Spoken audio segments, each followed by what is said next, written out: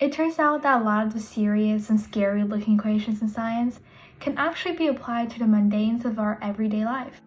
This equation here is called the Drake equation, and by plugging in the correct values, one can actually use it to find the number of possible girlfriend or boyfriend for themselves.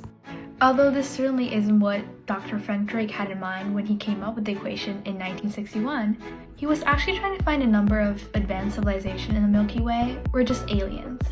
If we take a closer look at the equation, you may notice that it is written as a multiple of the probabilities that 7 other events will occur.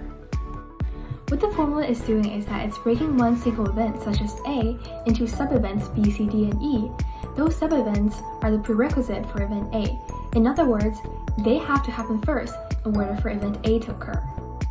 In the case of the Drake equations, the sub-events we're interested in include the number of new stars formed in the galaxy, the fraction of those stars with planetary system, the number of planets that has environment suitable for life. Notice how the sub-events relies on the one that comes before it. For example, if the fraction of planets where life actually appears is 0, then obviously the number of planets with intelligent life is also going to be 0. If we apply the same logic, now your prerequisites are just replaced by your standard with preferences.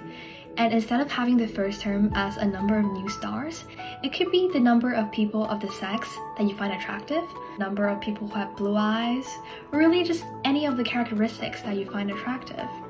Turns out this guy called Peter Backus has actually used this formula to calculate the number of girlfriends in the UK for himself. And the result is only about 100 times better than finding aliens in the Milky Way. Now, you may either be feeling a little depressed or optimistic.